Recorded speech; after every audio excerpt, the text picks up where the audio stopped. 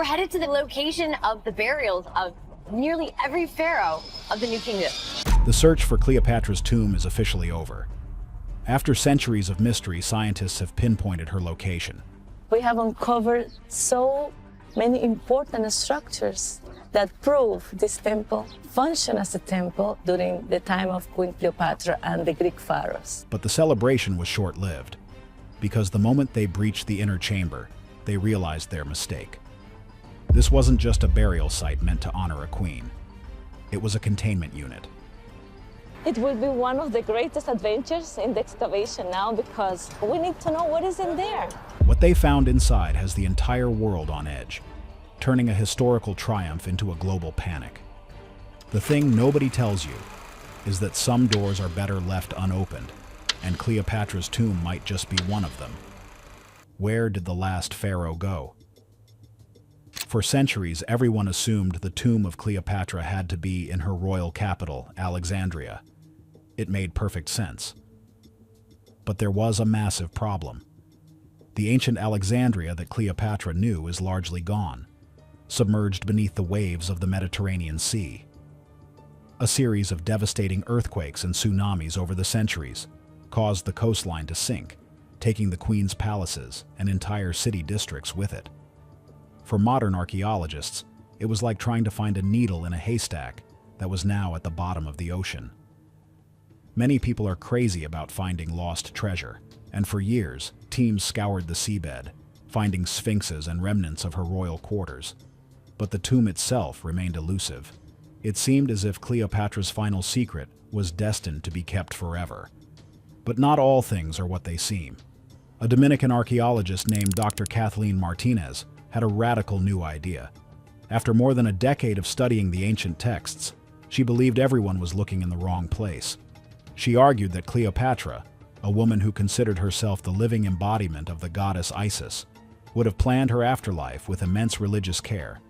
She wouldn't have wanted a simple tomb in the city center, vulnerable to her Roman enemies and the encroaching sea. Instead, Martinez proposed she would have chosen a sacred and protected site connected to her faith. Her eyes turned to a crumbling, forgotten temple complex about 30 miles outside of Alexandria, Taposiris Magna. In other words, the theory was a long shot. The name Taposiris Magna translates to Great Tomb of Osiris, the husband of the goddess Isis. For Cleopatra, who saw herself as Isis and Antony as her Osiris, the location would have been poetically perfect. It was a place where her passing wouldn't just be an end, but a divine reunion that would secure her immortality. The idea was brilliant, but for years, excavations at the site had turned up very little. What many overlooked, however, was Martinez's sheer determination. She secured permission to dig and began a search that many in her field considered a fool's errand. For years, her team dug through sand and rubble, finding shafts, tunnels, and a handful of coins bearing the queen's face. Tantalizing clues, but no smoking gun. The world was watching, but most had already written her off. Then, everything changed. Using advanced ground-penetrating radar, her team scanned the bedrock beneath the main temple. They weren't just looking for a small chamber, they were mapping the very foundation of the site. Suddenly, an image appeared on their screens that was so clear, so impossible, it left them speechless. It was a perfectly engineered tunnel, more than 6 feet high, cut through solid rock, stretching for an astonishing 4,300 feet. It was a masterpiece of engineering that had no business being there. This wasn't a simple burial shaft.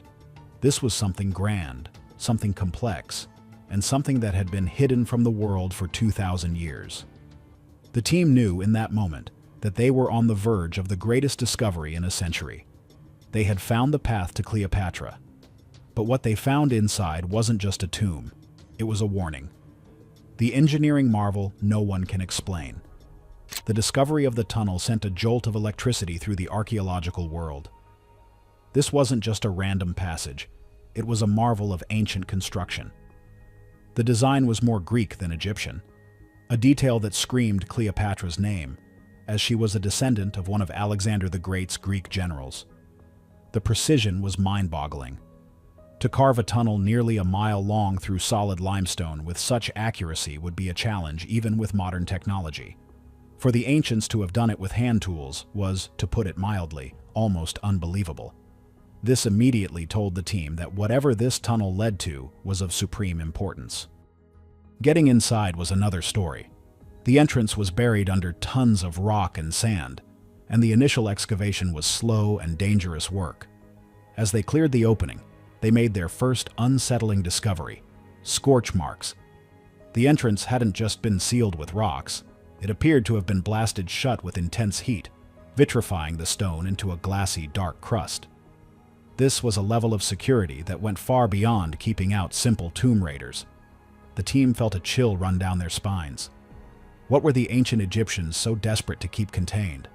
Once inside, the strangeness only intensified. The air was unnaturally still and cold, and as they moved deeper, their modern equipment began to fail. Digital cameras would glitch, battery packs drained in minutes, and their communication radios crackled with static before going dead. It was as if something within the tunnel was actively interfering with their technology. But the most incredible feature was the acoustics. The tunnel was engineered as a perfect resonance chamber. A whisper at one end could be heard clearly hundreds of feet away, amplified by the curved stone. It was an acoustic marvel, designed perhaps for religious chants to echo into the darkness, a pathway for prayers to travel into the underworld. As the team documented the passage, they found small artifacts that confirmed they were on the right track: broken pottery from Cleopatra's era, more coins with her face, and small statues of the goddess Isis.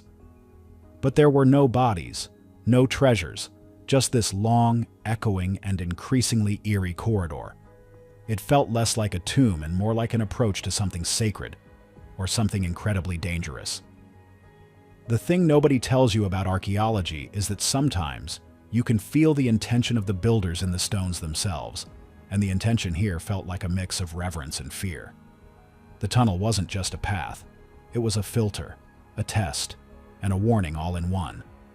Every foot they traveled deeper into the earth felt like they were getting closer to a secret that had been guarded with almost supernatural effort.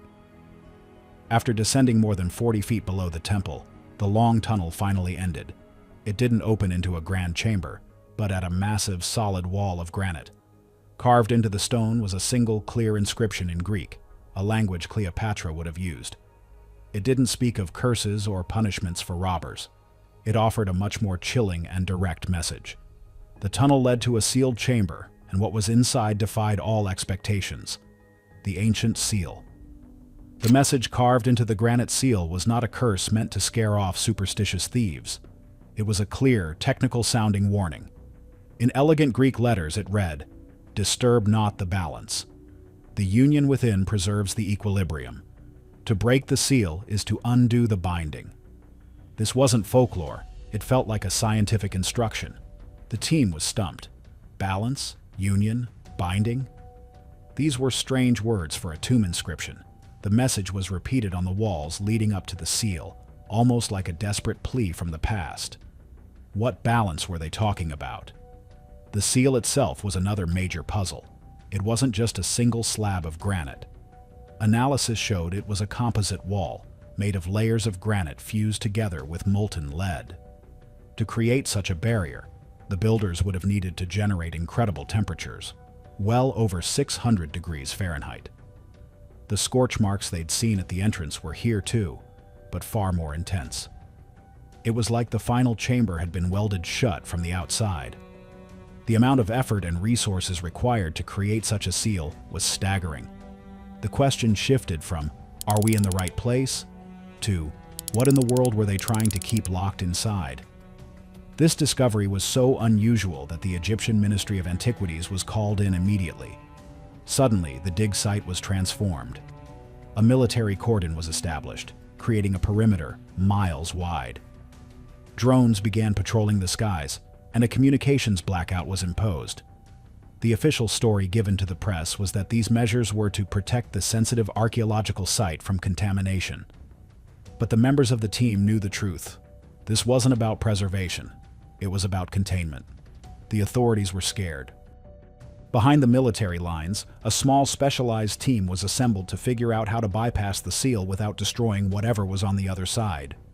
They used sonic imagers and ground-penetrating radar to peek through the wall. The readings that came back were bizarre. They confirmed a large, hollow chamber existed beyond the seal.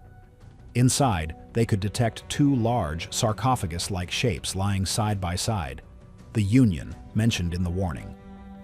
But there was a third object between them that made no sense. It was smaller, cylindrical, and emitting a faint but steady magnetic field and a low-level thermal signature. It was warm. An object sealed in a cold stone tomb for 2,000 years should not be warm. The lover's warning, as the team began to call it, had changed everything. This wasn't a simple archaeological dig anymore. It was now a recovery operation for something unknown. Every scientist and engineer on the project agreed. The tomb was designed not just to be hidden, but to be a permanent prison. The ancient priests who built this place weren't just protecting the bodies of their queen and her lover. They were protecting the world from something inside their tomb. The suspense was unbearable. The decision was made to proceed with extreme caution. They finally breached the seal, and the contents of the tomb were beyond belief. A coffin like no other.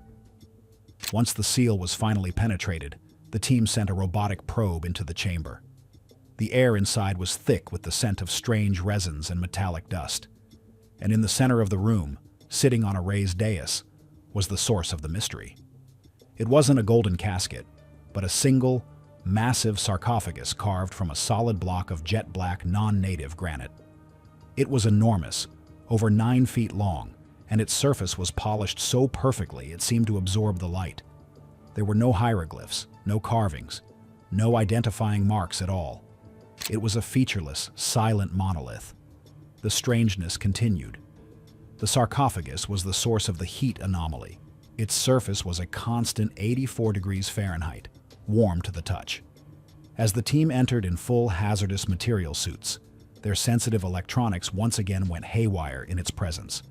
Something about the black stone was emitting a field that interfered with modern technology. The dais it rested on was covered in those same scorched circles, suggesting a tremendous energy event had taken place there long ago. Using hydraulic lifts, it took them hours to raise the seamless lid. The air that escaped was not the smell of decay, but a strange, sterile scent, like ozone after a lightning strike. Inside lay 2 bodies, perfectly preserved in a way that defied explanation. They weren't mummified in the traditional sense. They seemed almost suspended in time. On one side was a man with clear Roman features, matching the descriptions of Mark Antony. On the other was a woman whose facial structure was a perfect match for the royal busts of Queen Cleopatra. It was a cylinder of polished bronze, about the length of a human forearm. Like the sarcophagus, it had no seams, and was covered in strange, geometric engravings that were neither Greek nor Egyptian. It hummed with a barely audible vibration, and it was the source of the magnetic field and the warmth. X-ray scans were unable to penetrate its metallic shell, but thermal imaging showed something incredible. Inside the cylinder, suspended in some kind of gel, were 3 small, organic-looking shapes that were moving. They were pulsing slowly with light and heat, almost like sleeping heartbeats. This was the secret. This was the source of the fear. Cleopatra and Antony weren't just buried here. They were guarding something. This device was a piece of technology, or biology, unlike anything seen before. It was ancient, it was inexplicable, and it was, by all appearances, still active. The discovery of the tomb of Cleopatra was no longer the main story. The story was now this impossible artifact, buried for 2 millennia, and now humming back to life in an underground lab. The Egyptian government, in coordination with other world powers, immediately classified the entire discovery at the highest level. The tomb was sealed, the device was moved to a secure location, and the world was told nothing. Did scientists find a queen's final resting place, or did they just unlock Pandora's box? Let us know your theory in the comments. Don't forget to like and subscribe.